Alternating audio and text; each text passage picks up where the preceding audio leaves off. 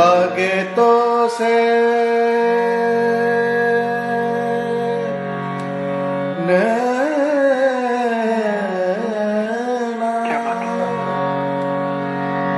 लागे तो से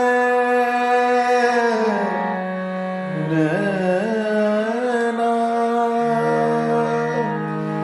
लागे तो से नैना नैना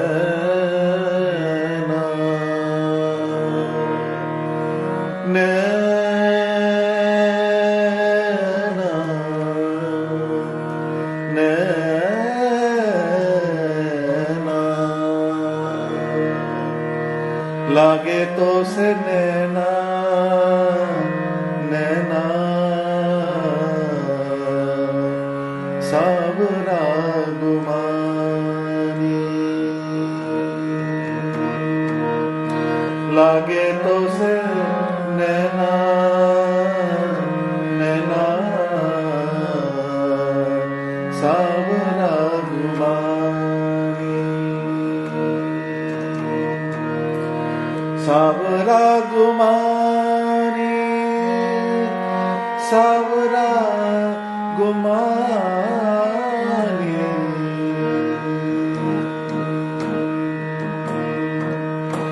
सावरा गुमानी सावरा गुमानी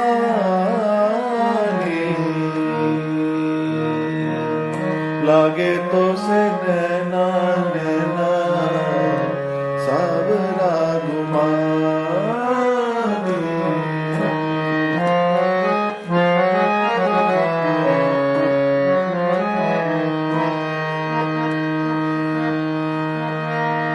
हसत आय कान मारे मोए नैन बान हसत के आय कान मारे मोए नैन बान भलावे बेदर्दी मोरी मिरऊ न जानी भलावे बेदर्दी मोरी मिरऊ न जानी लागे तो से नैना नैना सावरा गुमानी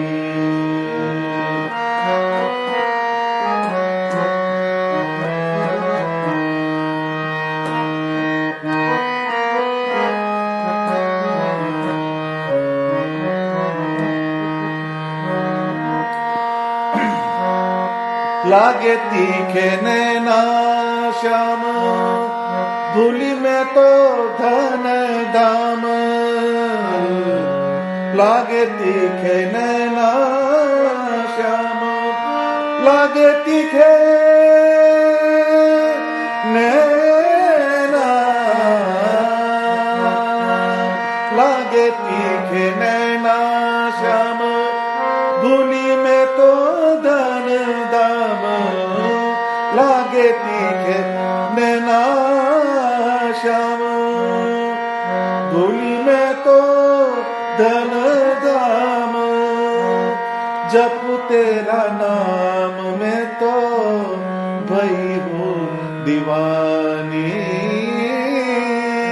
जप तेरा नाम में तो भई हूँ दीवानी जप तेरा नाम जप तेरा नाम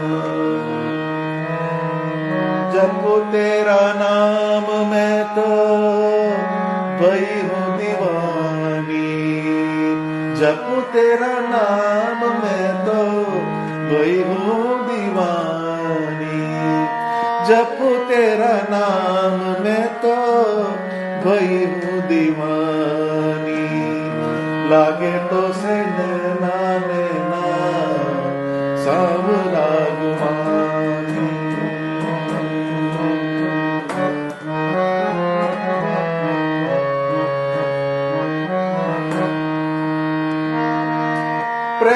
પ્રેમાનંદ કહે પ્યારે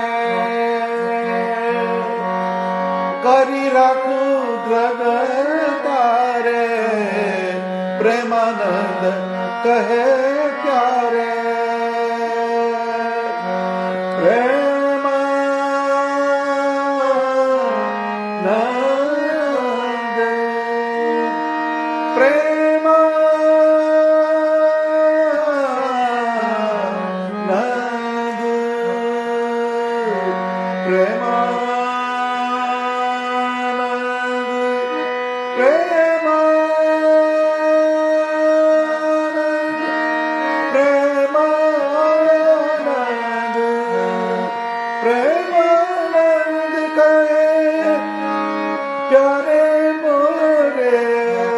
પ્રેમાનંદ કહે પ્યારે કરી રાખું દ્રગ તારે પ્રેમાનંદ કહે પ્યારે કરી રાખું દ્રગ તારે સંગ હું ચલુંગી તેરે તજી કુલ કહાની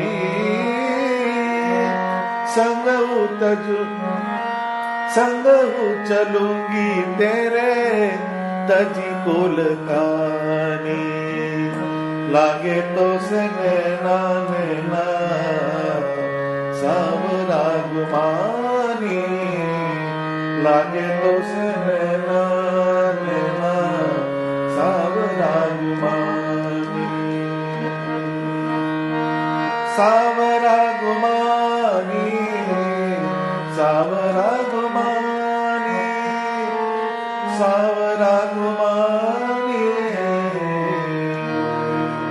लागे तो से नैना नैना सावरा गुमानी सावरा गुमानी सावरा गुमानी।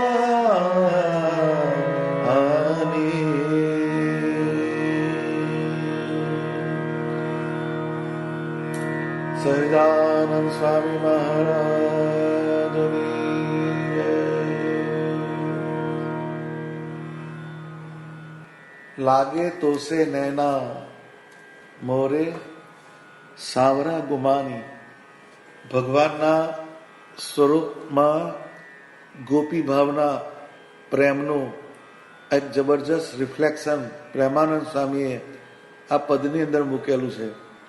પ્રેમાનંદ સ્વામી કહે છે લાગે તો સે નૈના મોરે સાવરા ગુમાની।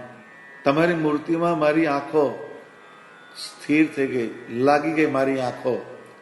સાવરા અને ગુમાની।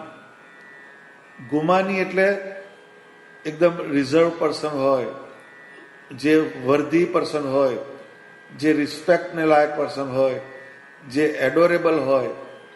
નેગેટિવ સેન્સમાં પણ ગુમાની આવે છે કે જે અટંટ હોય, ઘમંડી હોય, એને પણ ગુમાની કહેવામાં આવે છે। પણ અહીંયા એકદમ રેવરન્સના કોન્ટેક્સમાં લેવાનો છે ગુમાની શબ્દ। સાવરા, સાવરા એટલે જે બધું સવારે, જે બધું સુધારે, જેની અંદર આપણને પ્રેમ થયો હોય એવી વ્યક્તિ કે જે તમારું બધું કેરટેકિંગ કરે, જે તમારી લાઈફના બધા એવન્યુઝમાં તમારું લુક આફ્ટર કરે, એને સાવરા કહેવાય। તો સ્વામિનારાયણ ભગવાનની મૂર્તિ એડોરેબલ છે, it is worth respect, it is worth રેવરન્સ। એવી મૂર્તિને એને સાવરા કહીને પ્રેમાનંદ સ્વામી પ્રેમથી એને ઉદ્બોધન કરે છે। એટલે અહીંયા કે લાગે તો સે નૈના મોરે સાવરા ગુમાની। હે સ્વામિનારાયણ ભગવાન, તમે here and now, here and then, બધી જ પરિસ્થિતિમાં તમે મારી કેરટેકિંગ કરેલી છે।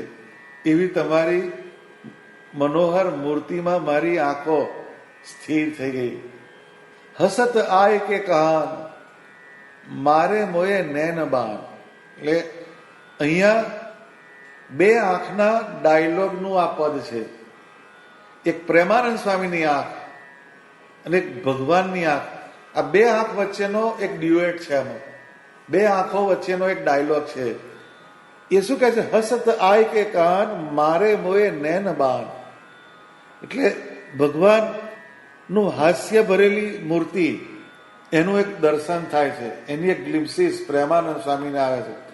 અને એ વખતે એમની ભગવાનની જે આંખો, એની એક જબરજસ્ત તીક્ષ્ણતા છે, વેધક દ્રષ્ટિ છે.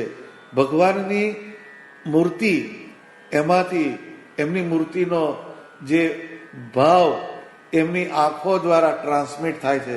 અને પ્રેમાનંદ સ્વામીની આંખોમાં એ કન્વે થાય છે, ભગવાનનો પ્રેમ પ્રેમાનંદ સ્વામી પ્રત્યેનો. એટલે મારે મોએ નૈન બાણ, એટલે બાણ જ્યારે એમ કે છૂટે તો એના લક્ષ્યને વેધીને ઊભું રહી જાય. એવી રીતના ભગવાનની કૃપા, એનું એક શાવરિંગ પ્રેમાનંદ સ્વામી ઉપર થાય છે. એટલે ભગવાનની મૂર્તિને જ્યારે આપણે દર્શન કરીએ તો પહેલામાં પહેલી આપણી દ્રષ્ટિને વેધક બનાવવી પડે. વેધક મીન્સ બધા જે લેયર્સ, તમારી આંખ અને મૂર્તિ વચ્ચેના there are so many layers છે. પહેલા ફિઝિકલ લેયર્સ હોય છે. ફિઝિકલ લેયરમાં બધા ઓબ્સ્ટેકલ હોય આકારોના, એને છેદતું છેદતું છેદતું એ તમારું દ્રષ્ટિનું કેન્દ્ર બિંદુ ભગવાનની મૂર્તિ આગળ જાય. પછી અંદરની ફેકલ્ટી, મનની અંદર જે બધા લેયર્સ છે એને સ્પ્લિટ કરતું કરતું કરતું એ તમારું કેન્દ્ર બિંદુ ભગવાનની મૂર્તિ બને. ત્યારે એ નૈન બાણ થયું. જેમ બાણ જે છે બધા લેયર્સને પેનિટ્રેટ કરતું કરતું કરતું એના ડેસ્ટિનેશન પર પહોંચી જાય છે. લાઇકવાઇઝ જ્યારે આપણે મેડિટેશન કરીએ, ત્યારે મૂર્તિનું ધ્યાન કરીએ, તે ઘડી આપણી દ્રષ્ટિ જે છે એ વેધક હોવી જોઈએ. એ જ્યારે થાય, ધેન એન્ડ ધેન ઓનલી ભગવાનની કૃપા એ પણ એટલી જ તીવ્રતાથી આપણી ઉપર આવે છે. એટલે જ્યારે ભક્ત અને ભગવાન આ બેની આંખો વચ્ચે આવો ડાયલોગ થાય, ત્યારે ભક્તને ભગવાનનું દર્શન થાય છે. હવે એ જે ગમે ત્યારે ભગવાને પ્રેમાનંદ સ્વામી ઉપર કરુણા કરી હશે, મીઠી નજર કરી હશે, એમની મૂર્તિનું દર્શન આપ્યું હશે, એ આખી વસ્તુ એમના કોન્શિયસમાં ફિટ થઈ ગયેલી છે, એમના અંદર ડેટા ફિટ થઈ ગયો છે. હવે જ્યારે એ વસ્તુનું એમને અનુસંધાન જ્યારે ના થાય, ત્યારે એ રિકોલ થાય છે જે દર્શન થયું હોય એ. એટલે ભલાવે બે દર્દી મોરી પીરવું ન જાની. તમારું આ જે દ્રશ્ય જે મેં જોયેલું મૂર્તિનું, એ અનફોર્ચ્યુનેટલી મારી અંદરથી દૂર થઈ ગયું છે. પણ તમને તો બધી ખબર છે, ભલાવે તમને બધો ખ્યાલ છે, બે દર્દી મોરી પીરવું ન જાની. મને આ તમારા દર્શન વગર જે અંદરથી પેઇન થાય છે, એ મારી પીડાને તમે સમજી શકતા નથી. આવી એક મીઠી વાત પ્રેમાનંદ સ્વામી ભગવાન સાથે કરે. લાગે તીખે નૈના શ્યામ ભૂલી મેં તો ધન ધામ. બહુ સમજવા જેવી વાત છે. લાગે તીખે નૈના શ્યામ. તીખે, સી અહીંયા પણ તીખો શબ્દ આવ્યો. તીખો મીન્સ તીક્ષ્ણ, શાર્પ. એટલે ભગવાનની જે ગ્લાન્સ આંખોની એકદમ ઇટ ઇઝ વેરી શાર્પ. જ્યારે કોઈ બી વ્યક્તિ ઉપર કોઈ વ્યક્તિની શાર્પ દ્રષ્ટિ પડે તો એનામાં કંઈક જુદા એક્સપ્રેશન્સ આવવા માંડે, એના અંદરના વિચારો હાવભાવ બદલાવા માંડે. એવી રીતના એટલે જ્યારે ભગવાનના તીક્ષ્ણ નયનનો ફોર્સ પ્રેમાનંદ સ્વામી પર લાગ્યો તો એનું રિઝલ્ટ શું થયું? ભૂલી મેં તો ધન ધામ. ભૂલી મેં તો ધન ધામ. હવે પ્રેમાનંદ સ્વામીની જ્યારે વાત કરીએ આપણે, તો એમની પાસે કોઈ બેંક બેલેન્સ નહોતું, એમની પાસે કોઈ સેવિંગ નહોતું, ત્યારે એમને એમનું ઘર પણ છોડેલું છે. તો આ બે કોન્ટેક્સ્ટ પ્રેમાનંદ સ્વામીને ફિટ નથી થતા. પણ અહીંયા ધન એટલે શું? તો કે ડિવાઇન વર્ચ્યુઝ, ડિવાઇન ક્વોલિટીઝ, કે જે ભગવાનને ભજવાના માર્ગની અંદર એમણે સંપાદન કર્યું હોય. તો એ ભગવાનનું જ્યારે દર્શન થાય ત્યારે વ્યક્તિની શું અભિવ્યક્તિ હોય એ આ લાઈન બતાવે છે કે લાગે તીખે નૈના શ્યામ. જ્યારે ભગવાનની એકદમ વેધક દ્રષ્ટિથી આપણા ઉપર એમની કૃપાનું શાવરિંગ થાય, એમની મૂર્તિના સુખનું આપણા પર શાવરિંગ થાય, એનો વરસાદ થાય, ત્યારે શું થાય? તો કે ભૂલી મેં તો ધન ધામ.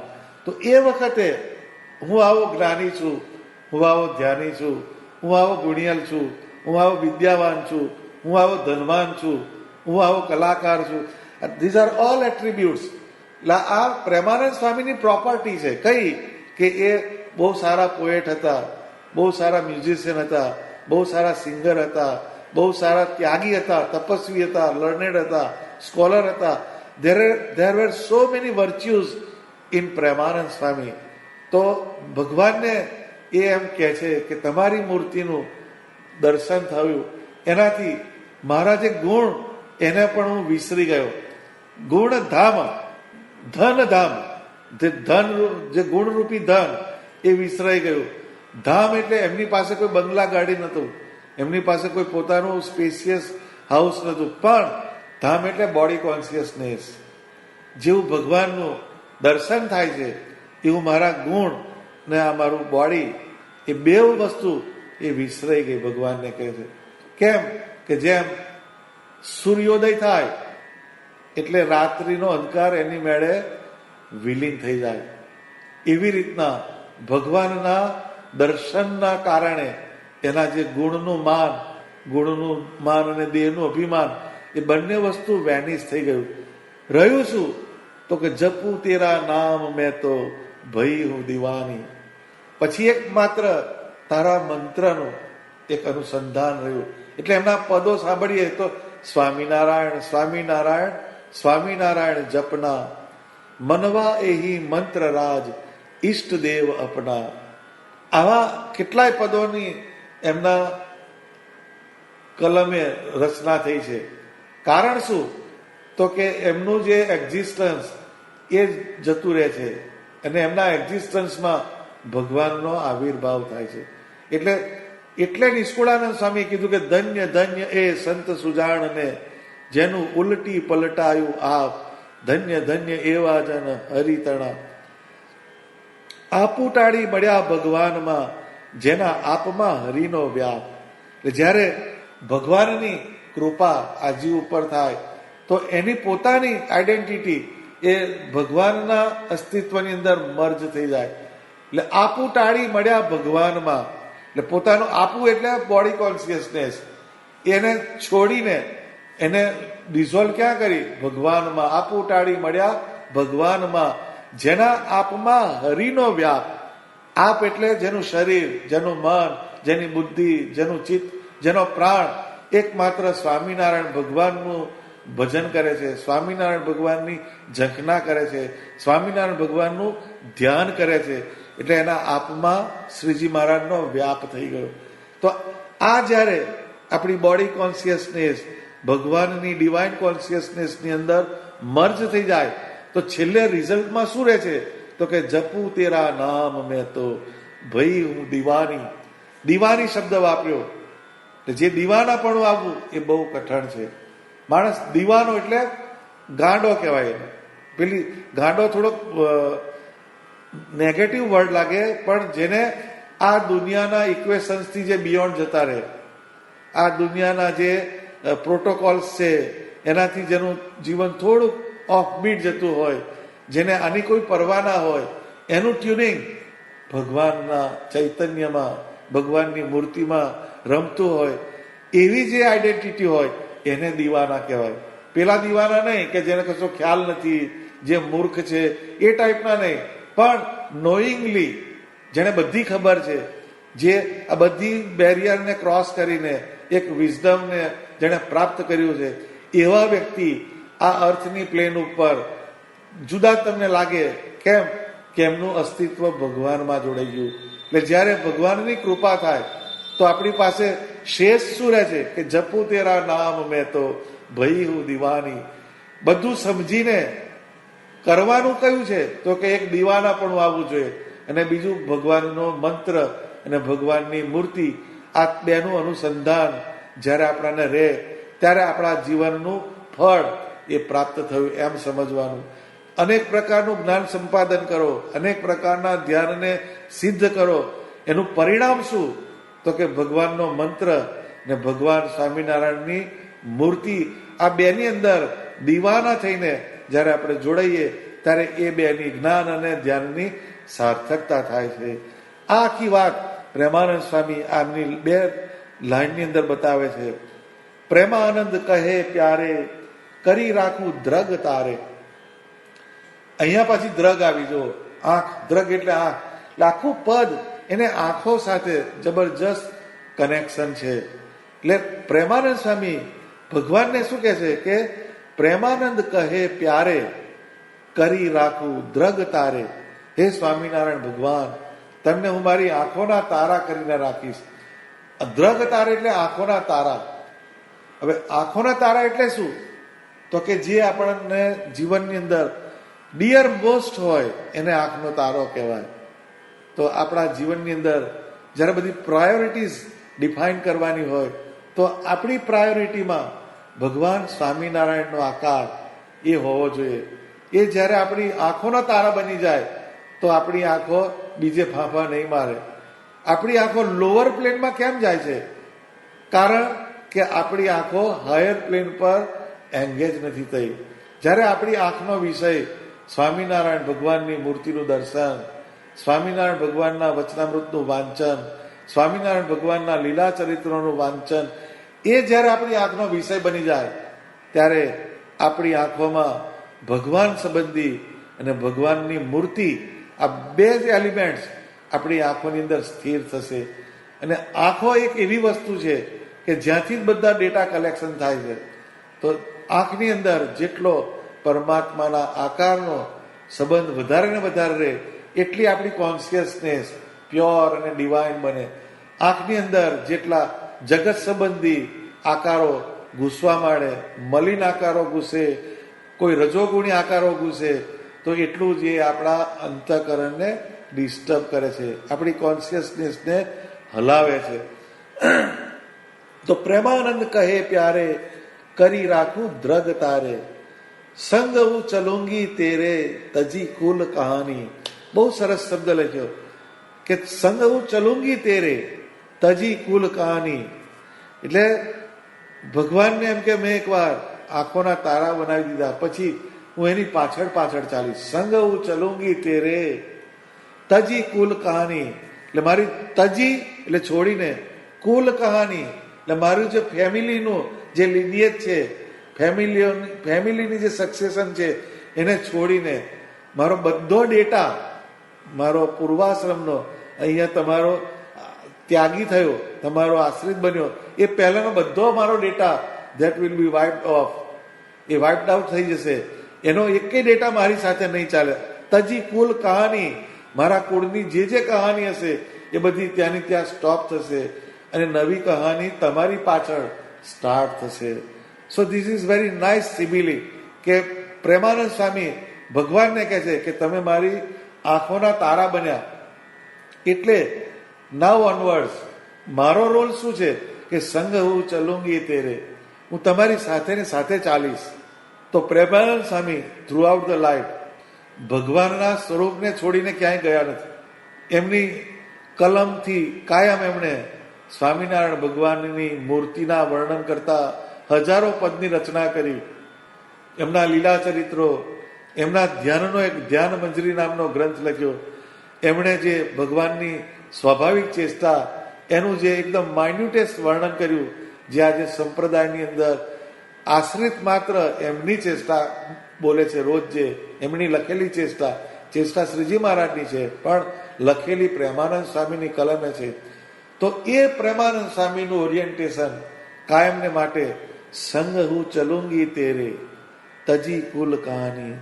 તો એ પાછલા ડેટા ઇરેઝ કરે તો જ નવી વસ્તુ કરી શકે, એના સિવાય થતું નથી. લાઇક વાઇઝ જ્યારે આપણે સત્સંગમાં આવીએ તો એ પહેલાના આપણા જે ડીલિંગ્સ અને આપણી જે ફિલિંગ્સ, એ બેને અમુક વખતે એઝ ઇટ ઇઝ રાખી અને ભગવાન સંબંધી નવી ફિલિંગ્સ અને ભગવાન સંબંધી સત્સંગના સંબંધવાળું ડીલિંગ એ આપણે જ્યારે ચાલુ કરીએ તો જ આપણી અંદર ભગવાન સંબંધી ડેટા એનો ઇનપુટ થાય.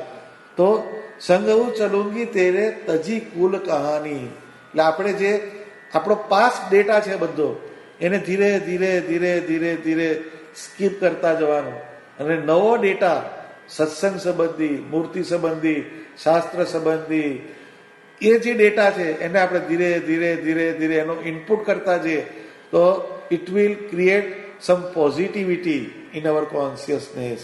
તો ભગવાન સંબંધી ગાઢ સંકલ્પ કરાવશે, ભગવાનની મૂર્તિનું અનુસંધાન કરાવનારું થશે. તો આ એક પદ એ બહુ સમજવા જેવું પદ છે કે લાગે તો સે નૈના મોરે સાંવરે ગુમાની, સાંવરા ગુમાની. તો નૈના મોરે શબ્દ આવ્યો એટલે મૂર્તિની સાથે મારાપણાનો એક ભાવ એ પહેલા કલ્ટિવેટ થવો જોઈએ. આપણે મારાપણાની જે આપણી ફિલિંગ્સ છે એ આપણી લાઈફમાં, આપણા વ્યવહારની અંદર એટલી બધી જગ્યાએ મારાપણાનો તમે આંકડા મારી દીધા. એને કારણે ભગવાનને વિશે જ્યારે મારાપણાનો ભાવ લગાવવાનો થાય તો એ મારાપણાનો જે ડેટા એ ખલાસ થઈ ગયો હોય છે. તો આખી વાત એને બહુ સમજવા જેવી. આ સમગ્ર બ્રહ્માંડ છે એમાં મારું કોણ? તો મારા એક સ્વામિનારાયણ ભગવાન છે. આવી એક દ્રઢતા એને કાયમ આપણે ટકાવી રાખી અને ભગવાનના સ્વરૂપમાં પ્રેમ કરવો અને આપણી આંખોને ભગવાનની મૂર્તિમાં જોડવાની, જેથી ભગવાનની આંખોમાંથી કરુણા આપણા ઉપર વહે. આટલો જ એક ઉપદેશ આ પદનો છે. સહજાનંદ સ્વામી મહારાજની જય.